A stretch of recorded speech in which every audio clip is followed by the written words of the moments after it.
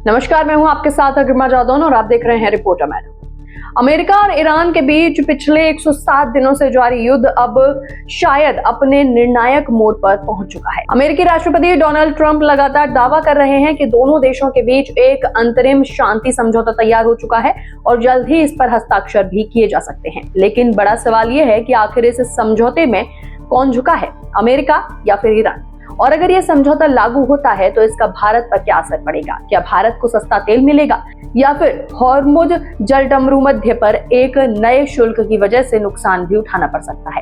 दरअसल 28 फरवरी से शुरू हुए इस युद्ध ने पूरे पश्चिम एशिया को अस्थिर कर दिया था। तेल की कीमतें रिकॉर्ड स्तर तक पहुंच गई थीं, वैश्विक सप्लाई चेन प्रभावित हुई और दुनिया भर में महंगाई बढ़ गई।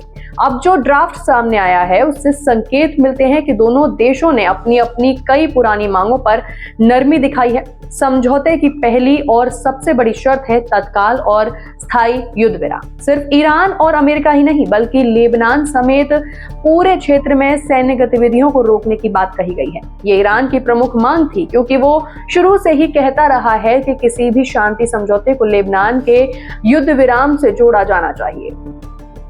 दिलचस्प बात यह है कि इजराइल के विरोध के बावजूद अमेरिका ने इस शर्त को मसौदे में शामिल किया है, जिसे ईरान की एक बड़ी कूटनीतिक जीत माना जा रहा है। दूसरी अहम शर्त अमेरिकी नौसैनिक नाकेबंदी को हटाने की है।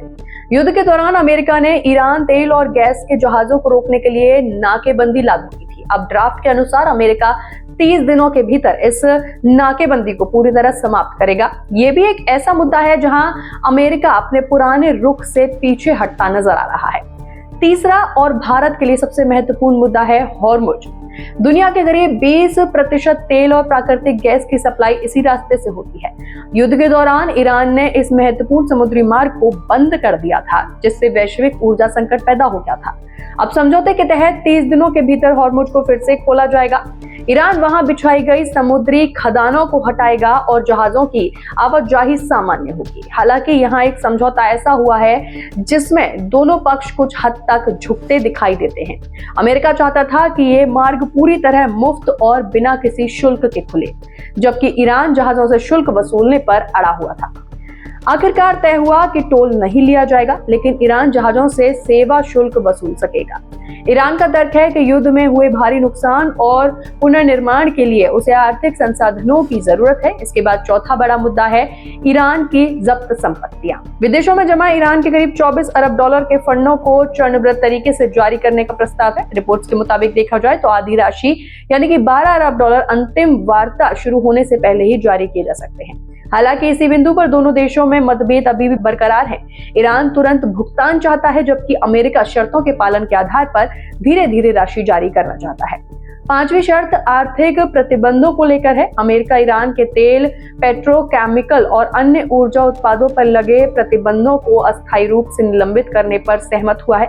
इसके तहत ईरान को 60 दिनों तक अंतर्राष्ट्रीय बाजार में तेल बेचने की छूट मिलेगी। ये फैसला वैश्विक ऊर्जा बाजार के लिए बेहद महत्वपूर्ण माना जा रहा है, क्योंकि ईरान के बाजार में लौटने से तेल की कीमतों में कमी आ सकती है। छठी और सबसे संवेदनशील शर्त ईरान के परमाणु कार्यक्रम से जुड़ी हुई है। ड्राफ्ट के मुताबिक ईरान परमाणु हथियार न बनाने की अपनी प्रतिबद्धता दोहराएगा, लेकिन उसे शांतिपूर्ण और नागरिक उद्देश्यों के लिए परमाणु कार्यक्रम जारी रखने की अनुमति दी जाएगी। अमेरिका और इजराइल के कट्टरपंथी गुट लंबे समय से इसका विरोध करते रहे हैं, लेकिन इस बार अमेरिका इस मुद्दे पर नरम पड़ता भी दिखाई दे रहा है। हालांकि अत्यधिक संवर्धित यूरेनियम को देश से बाहर भेजने या फिर नष्ट करने का मुद्दा अभी भी विवाद का कारण बना हुआ है। 7वीं शर्त के अनुसार अमेरिका को ईरान के आसपास तैनात अपनी सैन्य ताकत कम करनी होगी और ईरान के आंतरिक मामलों में हस्तक्षेप न करने की गारंटी भी देनी होगी। 8वीं शर्त और भी चौंकाने वाली है। इसमें अमेरिका और उसके सहयोगी देशों को ईरान के पुनर्निर्माण के लिए कम से कम 300 अरब डॉलर की आर्थिक सहायता योजना पेश करने की बात की गई है। 9वीं शर्त में यह भी उल्लेख है कि अंतिम समझौता मुख्य रूप से परमाणु कार्यक्रम, प्रतिबंधों को हटाने और आर्थिक पुनर्निर्माण तक सीमित रहेगा। ईरान के बैलिस्टिक मिसाइल कार्यक्रम और उसके प्रॉक्सी समूहों के समर्थन को आधिकारिक एजेंडे से बाहर रखा गया है। यही वह मुद्दा है जिस पर अमेरिका और इजराइल शुरू से सख्त रुख अपनाते रहे थे। युद्ध की शुरुआत में अमेरिका का एक प्रमुख लक्ष्य ईरान की मिसाइल क्षमता को खत्म करना था, लेकिन अब ड्राफ्ट से संकेत मिल रहे हैं कि इस मुद्दे पर भी अमेरिका ने अपने रुख में नरमी दिखाई है। 10वीं और अंतिम शर्त संयुक्त निगरानी तंत्र और संयुक्त राष्ट्र की भूमिका से जुड़ी है।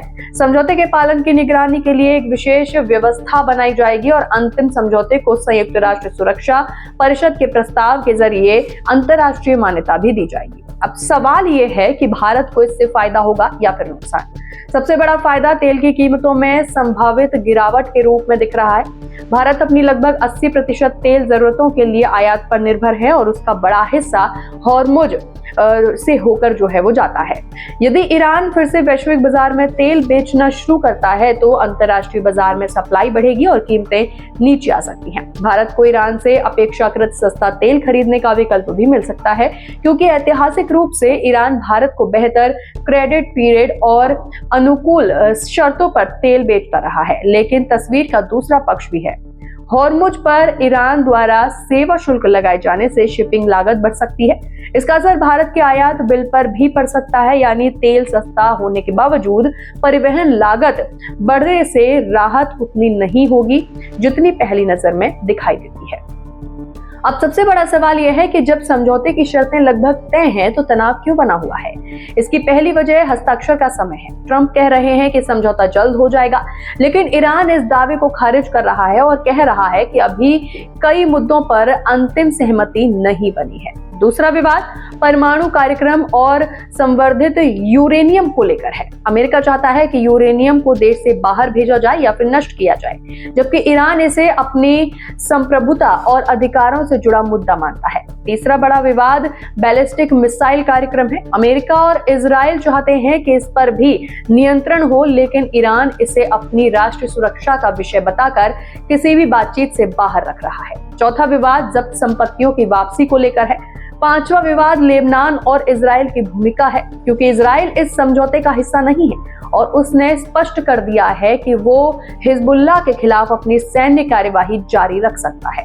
छठा मुद्दा ईरान समर्थित प्रॉक्सी समूहों की फंडिंग का है और सातवां विवाद हॉर्मुज पर नियंत्रण और सेवा शुल्क को लेकर बना हुआ है। कुल मिलाकर देखें तो इस ड्राफ्ट से ऐसा लगता है कि दोनों देशों ने कई मुद्दों पर समझौता किया है। अमेरिका ने ईरान के नागरिक परमाणु कार्यक्रम, तेल निर्यात और हॉर्मुज पर नियंत्रण जैसे मुद्दों पर नरमी दिखाई है।